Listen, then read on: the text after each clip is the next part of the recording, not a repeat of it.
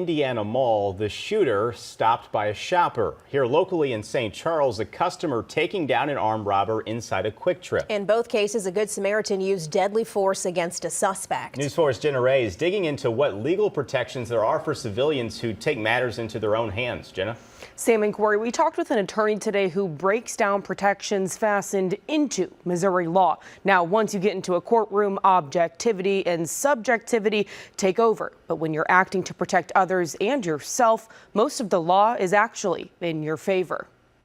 It was a crime spree of opportunity. Gas stations sitting near empty off I-70 before sunrise. You don't see stuff like this around St. Charles that often, especially a guy going on a spree like that, 3 different places. 26-year-old Lance Bush's last stop was the Quick Trip on First Capitol, where witnesses say he dragged the clerk holding a knife to her throat. Seconds later, a witness confronted Bush, shooting and killing him. There's certain situations where the use of deadly force is justifiable. Criminal defense attorney Matej Stroescu says this could be that type of situation.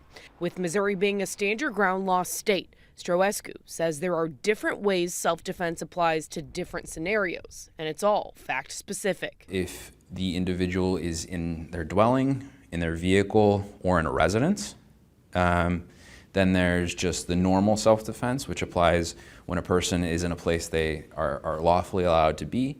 And then there's the idea of defense of others. If defending others, Stroescu says a person's use of force could be justified.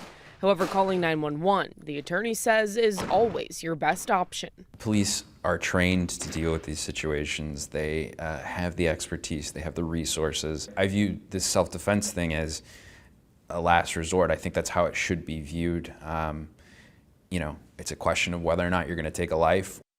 We asked the prosecutor's office if they're considering charges against the man who killed the robbery suspect. They tell me they're still waiting on reports from police. St. Charles police tell me they're still investigating this case, and it could be about a week until it's finished. Sam. All right, Jenna, thank you.